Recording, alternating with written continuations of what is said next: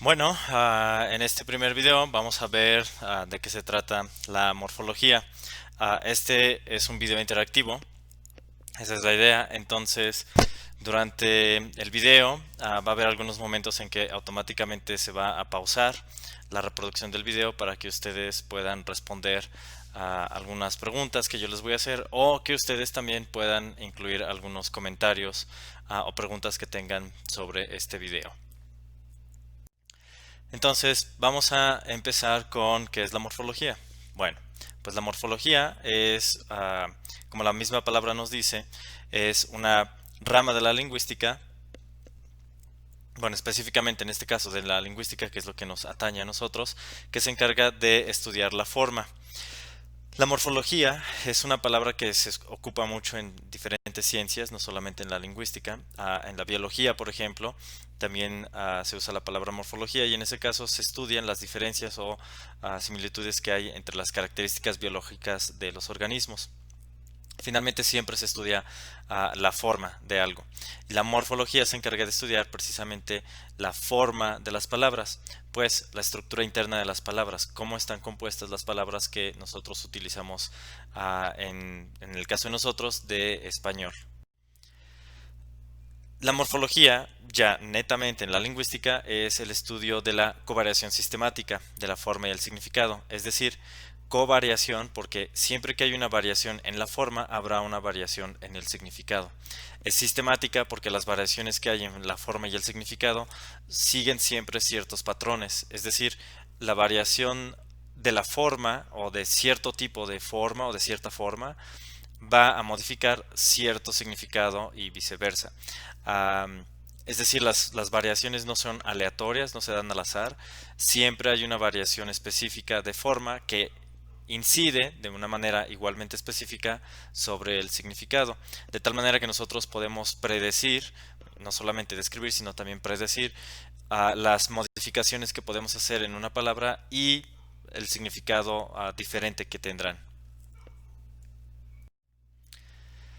Pues en la lingüística estudiamos la morfología de las palabras, o pues la morfología existe, perdón, para describir y explicar los patrones morfológicos de las lenguas humanas. Es decir, para poder explicar y describir por qué las lenguas de los seres humanos, todas las que existen en el mundo y en la historia, ah, cambian de cierta forma las palabras y las maneras de expresar cosas, y cómo estos cambios en las palabras cambian el significado de las palabras. Ah, Tratamos de dar también una explicación externa al sistema, es decir, tratamos de buscar patrones universales, es decir, que siempre, no solamente en español, francés o inglés, en lenguas individuales, sino que siempre en todas las lenguas, un cambio X en la forma de la palabra producirá un cambio Y en el significado de esas palabras, y que este cambio X en la forma con un cambio Y en el significado aplica para todas las lenguas del mundo y de la historia. Entonces tratamos siempre de buscar estos patrones universales en los cambios de formas y significados de las palabras. Tratamos también de construir una teoría gramatical, es decir, una arquitectura del lenguaje, pues una teoría que nos pueda explicar por qué las palabras cambian de tal manera en una lengua específica o en todas. Y tratamos de hacer generalizaciones morfológicas, es decir, de dar ejemplos de los descubrimientos que nosotros hacemos y de generalizar este ejemplo, es decir, de tratar de ver si en efecto lo que nosotros descubrimos aplica para todas las palabras que nosotros predecimos que aplica, o si no es el caso. Y tratamos de describir, hacer una descripción cognitiva real, es decir, tratamos de explicar y describir lo que el hablante tiene en su mente, mediante lo que el hablante puede expresar con sus palabras. Es decir, si el hablante tiene una idea en la cabeza, lo expresa como una palabra, y si esa idea se modifica en algo, cómo la palabra representa o refleja esa modificación en el significado en la mente del hablante.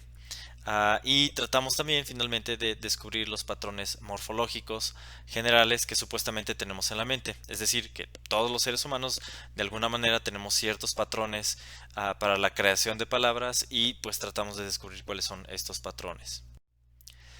Ahora bien, tenemos que entender qué es una palabra. Bueno, pues en la morfología el concepto más básico que tenemos para trabajar pues es el de la palabra, porque pues eso es lo que estudiamos en la morfología, la forma de las palabras. Pero también es el más difícil de definir. Una palabra, por ejemplo, puede ser, como lo tenemos aquí en la segunda, en el segundo punto, es lo que corresponda a una secuencia contigua de letras, por ejemplo, ¿no? Entonces, en el sentido ortográfico, si tenemos una secuencia contigua de letras, la letra, por ejemplo, P, la letra A, la letra L, la letra A, la letra B, la letra R y la letra A, esas letras de manera contigua y en esa secuencia crean palabra, ¿no? Entonces, la palabra palabra está creada por esa secuencia específica de letras y podemos considerarla como una palabra. Pero también podemos considerarla como el sonido o el conjunto de sonidos con que se expresa una idea. Por ejemplo, no en el sentido ortográfico, sino en el sentido del habla. Es decir, cuando yo pronuncio la palabra perro o la palabra gato, este conjunto de sonidos que expresa una idea, podemos considerarla también como una palabra. Sin embargo, no importa qué tanto podamos definir o no a una palabra, siempre en alguna lengua, si no es en español, será en inglés o francés o en alguna otra lengua, siempre habrá un ejemplo que escape a nuestra definición de palabra. Ah, Comentamos, por ejemplo, que si la palabra hay es una palabra o no, o la palabra, por ejemplo, shh, cuando queremos que alguien guarde silencio, pues es un sonido o conjunto de sonidos. Ah, lo puedo representar de una manera secuencial con letras, por ejemplo, pero ¿será una palabra o no? Sí es una expresión, pero esa expresión es una palabra, o sea, la puedo incluir en un diccionario o no. Entonces, realmente la definición de la palabra, la definición del concepto palabra es un concepto o es una tarea bastante difícil o casi imposible en la lingüística. Entonces, a pesar de que el concepto de palabra es un concepto que es básico para el estudio lingüístico y específicamente de la morfología, nosotros no nos vamos a pelear con cuál es el concepto más preciso o indicado para definir una palabra. Simplemente vamos a entender que los hablantes nativos de una lengua específica entienden y pueden identificar qué es una palabra en su lengua y ya, es suficiente. No nos interesa tanto cómo definimos la palabra, hay otras definiciones o otros conceptos más bien que vamos a estudiar que sí nos ayudan a estudiar las palabras, pero el concepto de palabra para nosotros no va a ser realmente tan importante. Um, y tenemos estos conceptos que en esta primera clase pues solamente vamos a aprender en realidad 4 conceptos básicos y el primer concepto básico es el concepto del lexema. Vamos a irnos de lo más abstracto a lo más concreto y el concepto más abstracto en este caso pues es el del lexema porque el lexema o los lexemas existen dentro de la mente de los hablantes, no existen como algo que yo pueda tocar, ver o analizar como un objeto concreto del mundo. Los lexemas son la unidad mínima de una palabra con valor léxico, es decir, con un significado completo. Ya veremos en las siguientes sesiones a qué me refiero con esto. Pero pues un lexema es, digamos, la palabra como existe en la mente del hablante con el significado que normalmente tiene esa palabra. En nosotros en la morfología, para identificar cuando estamos hablando de palabras escritas así tal cual en papel o las palabras como existen en la mente de los hablantes, pues vamos a usar las vamos a usar mayúsculas para identificar a un lexema. Entonces, para representar un lexema, lo vamos a escribir con letras mayúsculas. Por ejemplo, en el caso de comer con mayúsculas, no se trata de una palabra, más bien se trata de la representación de esa palabra como existe en la mente de un hablante de español. Pues, ¿cómo se vería, digamos, esa palabra y su significado en la lista de palabras o en el diccionario mental, digamos, que existe en la mente de un hablante? Entonces, en morfología, si yo escribo comer con mayúscula, estoy refiriéndome a la palabra en la mente de un hablante, no escrita en papel, digamos, no representada con letras, sino yo estoy hablando de que comer es un lexema, pues es una serie de letras, es una palabra con un significado específico, pero que existe en la mente de un hablante de español y que este hablante de español la reconoce como una palabra con significado. Por otro lado, y quizá queda un poco más claro si yo lo explico de esta manera, o si lo vemos en contraposición a este segundo concepto básico, una forma de palabra ahora sí es la entidad concreta que se puede pronunciar, que yo puedo escribir en un texto que yo puedo leer y que expresa un lexema y un conjunto de funciones gramaticales. Ahora, una forma de palabra, digamos que es la representación ya real de este lexema que existe en la mente del hablante, pero que además tiene una forma específica que me ayuda a saber gramaticalmente de qué estoy hablando. Si estoy hablando, por ejemplo, de un sustantivo, de un adverbio, de un verbo, si estoy hablando de un verbo, o pues en el caso de un verbo, si estoy hablando de un verbo en presente, pasado, futuro, y además qué tipo de presente, o qué tipo de futuro, o qué tipo de pasado, ¿no? Imperfecto, pretérito imperfecto, pretérito indefinido, pluscuamperfecto, condicional simple, qué sé yo, ¿no? Todas las conjugaciones que pueden existir en español. Y para representar las formas de palabra voy a escribirlas siempre con letras minúsculas. En el caso del ejemplo que tenemos aquí, la forma de palabra comeré es precisamente eso, es una de las formas que puede tomar esta palabra. Ahora, es bien importante que nosotros también entendamos, y quizá esto puede ser un poco confuso al inicio, que las formas de palabra son diferentes instancias o pues son diferentes ejemplos o realizaciones de un solo lexema. Es decir, el lexema comer es solo el lexema comer y la forma de la palabra comió es una representación real del lexema comió. Es decir, en la mente de un hablante de español tengo dos lexemas, uno para comer y uno para comió. Y cuando yo escribo así con mi mano sobre papel la palabra comió y puedo leer esa palabra, estoy usando una de las formas específicas de esa palabra. Es decir, comió con minúscula es una forma de palabra y comió con mayúscula es la representación que yo hago de la palabra como existiría en la mente de un hablante. Porque sí, la palabra comer existe en la mente de un hablante, pero también la palabra comió existe dentro de la mente de un hablante. Porque de otra manera no podría expresar comer en pasado, ¿no? Para tercera persona. Podría decir como él, ella comer ayer, ¿no? Y no es correcto en español. Entonces, lo que usamos en español es una conjugación de este verbo y esa conjugación de ese verbo es una forma de palabra cuando alguien la pronuncia o cuando alguien la escribe, pero también existe en la mente del hablante. Es decir, si pudiéramos nosotros ver qué pasa dentro de la mente de un hablante, cuál es como el diccionario mental que existe en la mente de un hablante de español, seguramente encontraríamos el lexema comer y al lado de ese lexema encontraríamos el lexema como, comes, come, comemos, comen. Comí, comiste, comió, comimos, comieron. Comía, comías, comía, comíamos, etcétera, etcétera, etcétera. Entonces cada una de las conjugaciones del verbo existe como un lexema en la mente del hablante. Bueno, por si no nos queda todavía muy claro, aquí hay un ejemplo que quizás es un poco burdo, pero a lo mejor terminamos de entender bien de qué se trata.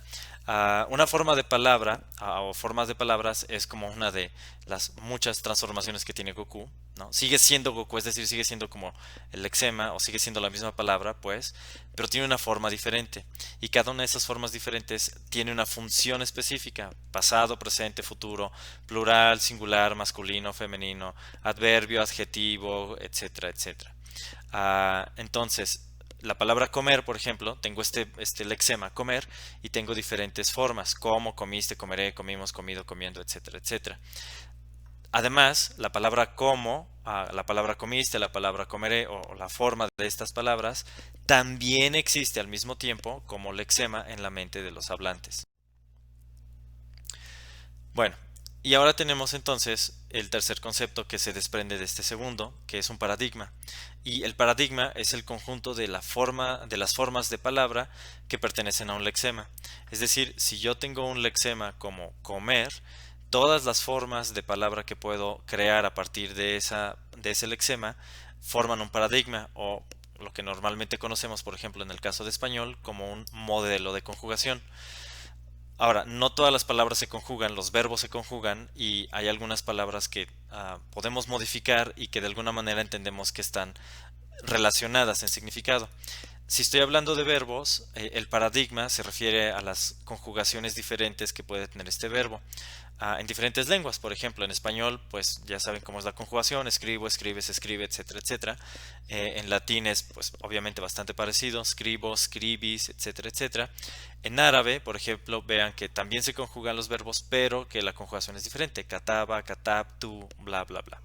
Y en inglés tenemos algo como I write, o pues write y writes, en presente simple para tercera persona, o wrote en pasado simple, o written en participio. Y estas formas en las que yo puedo modificar la palabra write o kataba o escribir son el paradigma de este verbo, es decir, el conjunto de formas diferentes que yo puedo crear con esta palabra. Por otro lado, si no se trata de verbos, sino de palabras, digamos, como sustantivos, adjetivos y demás, pues tengo un conjunto de formas de palabra como los que aparecen abajo: read, readable, unreadable, reader. Todas estas palabras de alguna manera tienen un significado relacionado, y vean que finalmente son, digamos, la misma palabra pero con una forma diferente y obviamente un significado también diferente. Comer, comedor, comida, comedera o incomible son todas formas diferentes de una misma palabra, que en este caso pues es como el lexema comer. Sin embargo, cada uno de los lexemas anteriores tiene su propia entrada en un diccionario. Entonces yo puedo buscar, por ejemplo, la palabra querer y encontrar, digamos que en el diccionario, todas las definiciones de la palabra querer, o comer, o escribir, o to read en inglés.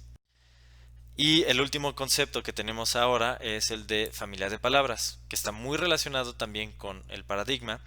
Sin embargo, una familia de palabras es un conjunto de diferentes lexemas que están relacionados unos con otros. En el caso anterior, un paradigma son todas las formas de palabras que están relacionadas con un solo lexema. Y una familia de palabras son todos los lexemas que están relacionados entre sí. Ahora, ¿cuál es la diferencia entre estos cuatro conceptos? Pues del lado del lado izquierdo tenemos formas de palabra y lexemas. Entonces, un lexema, para recapitular, es esta representación de la palabra y el significado de esta palabra en la mente del hablante. Es decir, cuando yo escribo así con mayúsculas la palabra perro, lo que estoy haciendo es representar cómo existe esta palabra en la mente de un hablante de español. El conjunto de letras, los palitos y bolitas, ¿sí? Los símbolos, pues, en esa secuencia específica y con un significado específico. Y la forma de palabra es una forma específica de esa palabra. Es decir, si yo la modifico un poco, puedo empezar a crear palabras que de alguna manera están relacionados y que tienen una forma específica, y esa forma específica funciona, o pues cumple una función gramatical. Por ejemplo, perro, perrito, perros y perrita. Estoy hablando del mismo significado, ¿no? Perro, pues, como masculino singular, pero perrito como masculino singular chiquito, o perros como masculino plural, o perrita como femenino singular, pero chiquito. Por otro lado, los paradigmas y las familias de palabras, que son conceptos que están como muy relacionados, pero no son lo mismo, funcionan de esta forma. Recordemos que el paradigma son todas las formas de palabra que surgen de un lexema. Es decir, si yo tengo un lexema como comer, todas las conjugaciones del verbo comer son las formas de palabra de ese lexema, y juntas el presente, el pasado, el futuro, condicional, subjuntivo, indicativo, etcétera, etcétera, de las conjugaciones de ese verbo, forman el paradigma de ese verbo, o digamos de otra manera, el modelo de conjugación de ese verbo. Si no estuviera hablando de un verbo y estuviera hablando de un sustantivo como cocina, por ejemplo, todas las formas de palabra que yo puedo generar a partir de la palabra cocina crean el paradigma de la palabra cocina. Entonces, cocina, cocinas, cocinita, cocinota, etcétera, forman este paradigma de palabras. Por otro lado, la familia de palabras son todos los lexemas relacionados entre sí con el significado de la palabra original. Si yo tengo la palabra perro, vean que tengo los lexemas perro, perrera, perruno y perrito.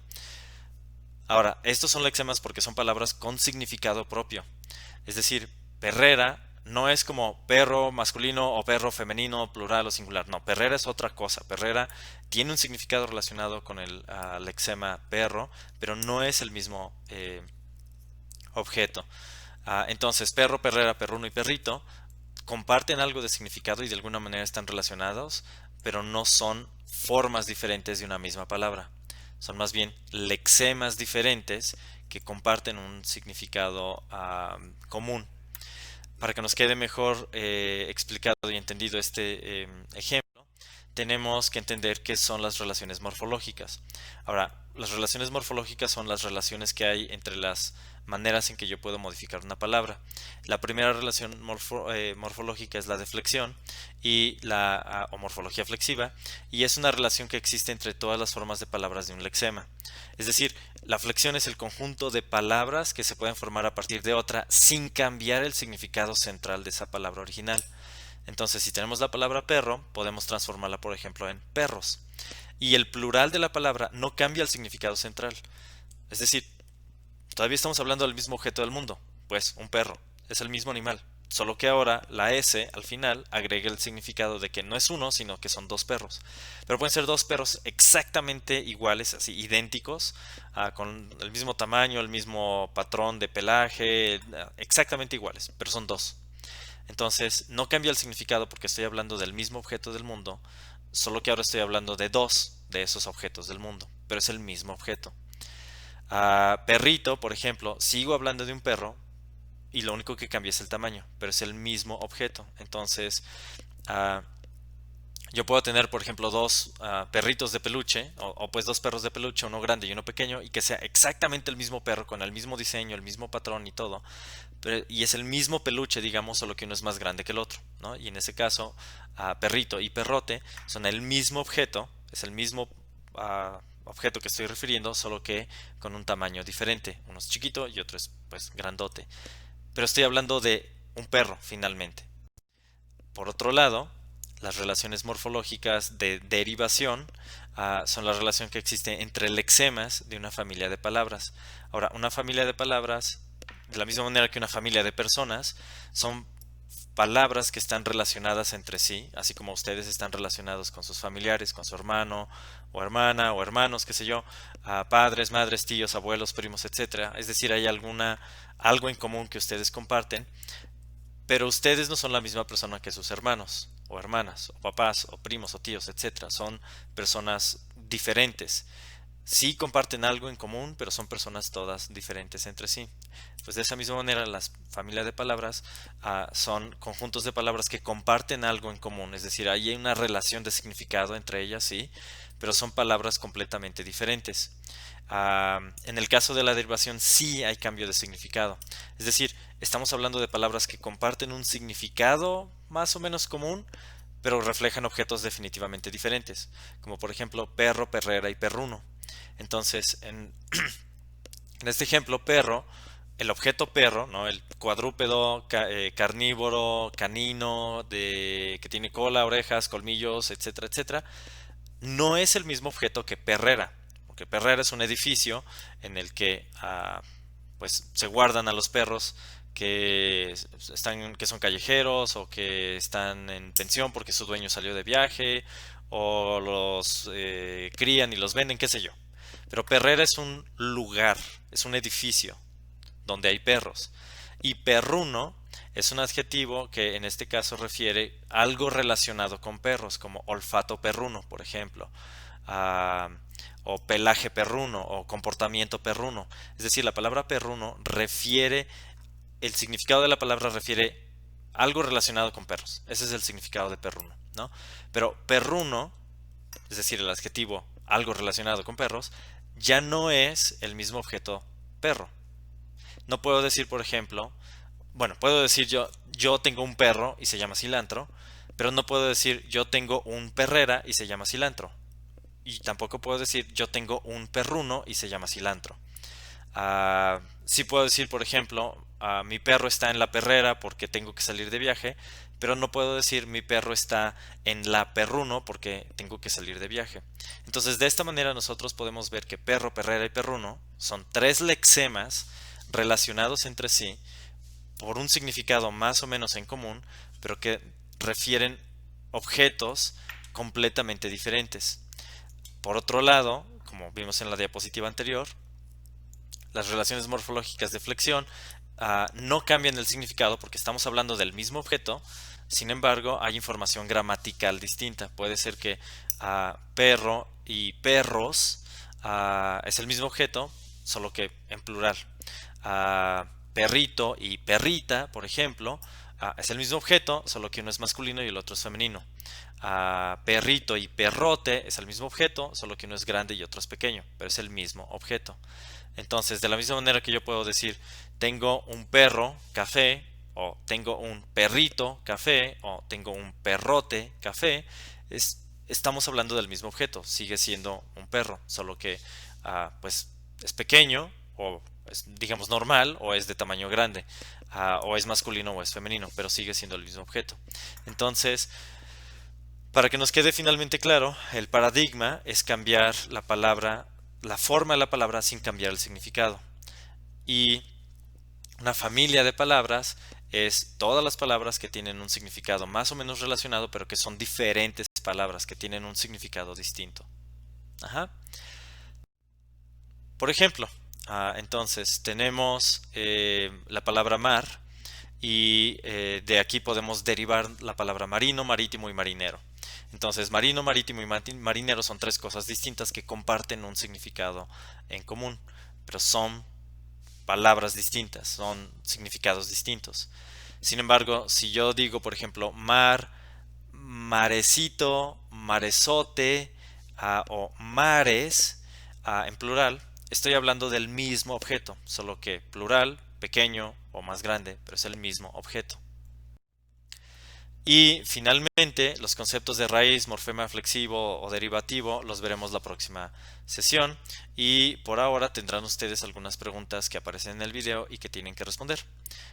Y con esto terminamos la sesión del día de hoy.